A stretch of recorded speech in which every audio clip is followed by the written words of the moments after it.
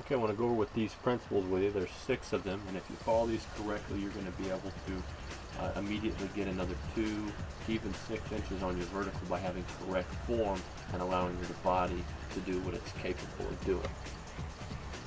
Okay, I want to talk about a few principles here. They're going to allow you to go outside right now or go into a gym right now and put these into effect and actually get a higher vertical immediately. And I know you're thinking that's pie in the sky, that's crazy, but really they're just scientific principles. So I want you to look at this first image and notice that in the red we have the quads, in the green we have the hamstrings. And they have an inverse relationship. So the first thing that you want to do is prime your muscles so that you can jump higher. Now before you just log off and say I'm just talking about stretching and flexibility, there's more to this story.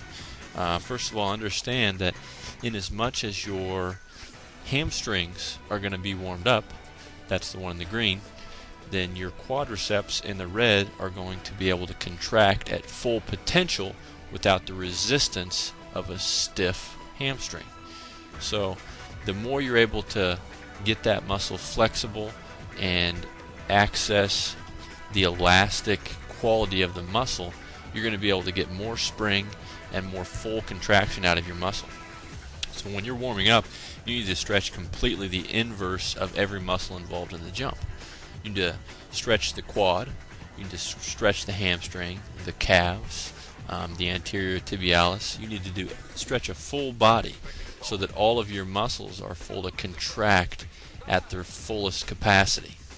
So basically what's going to happen is when your muscles are warm, they're going to have more elasticity, you're going to be able to stretch them more, and you're going to have increased blood flow and energy supply to your muscles.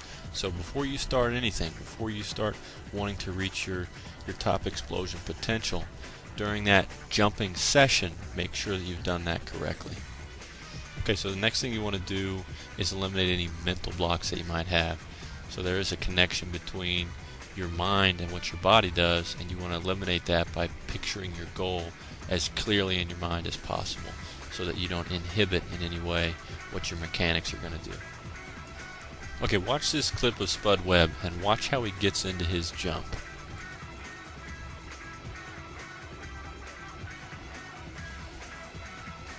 Okay, notice here how Spud Webb's last step before he explodes is exaggerated and about twice or 3 times as long as his normal step.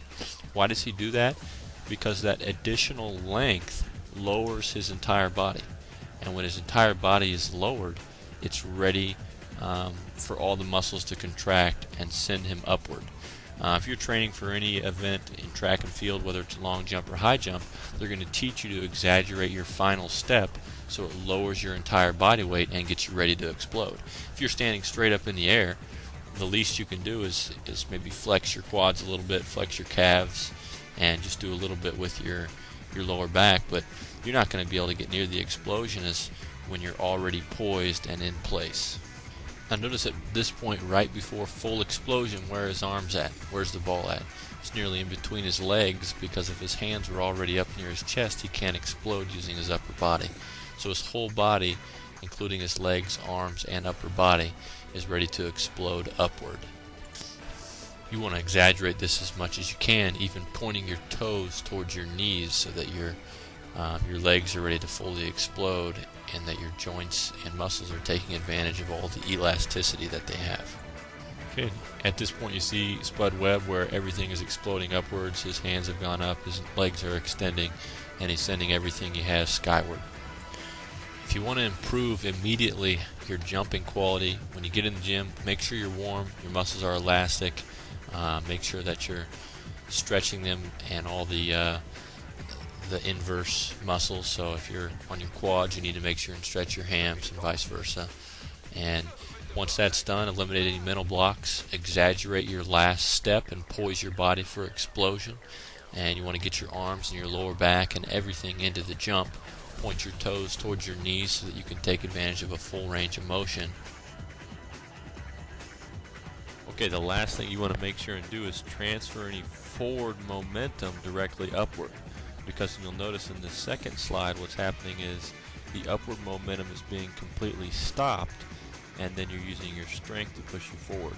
So if you have a lot of forward momentum developed, you want to see if you can transfer that successfully upward instead of stopping it and having to kind of recharge your momentum. Okay, that's it. Hopefully that helped you understand the 6 steps that are going to help you immediately gain inches on your vertical by having the right form and the proper preparation. Number 1, just get warm, increase the elasticity of the muscles and joints, and increase the blood flow to your muscles so you have the energy you need. 2 is to stretch and further increase the elasticity of the muscles and supporting structures, because that warm and elastic opposing muscle group is going to allow you to fully contract each muscle. Then you want to eliminate any mental blocks so that your mind isn't interfering with the performance of your body. Okay, and this 4th step is to exaggerate the last step before you explode, and that's going to lower your entire body and prepare you to explode fully. The 5th one is to use your whole body. Prepare your arms and your lower back to be involved with the upward explosion. Point your toes towards your knees to get a full range of motion in your calves. And the last step is to successfully transfer your forward momentum. So allow the forward momentum to be pushed upward in the right direction instead of killing it at the point of takeoff. Hope this makes sense. If you have any questions, you can go to my website at jumpmanual.com or freeverticaljumptraining.com. Thanks.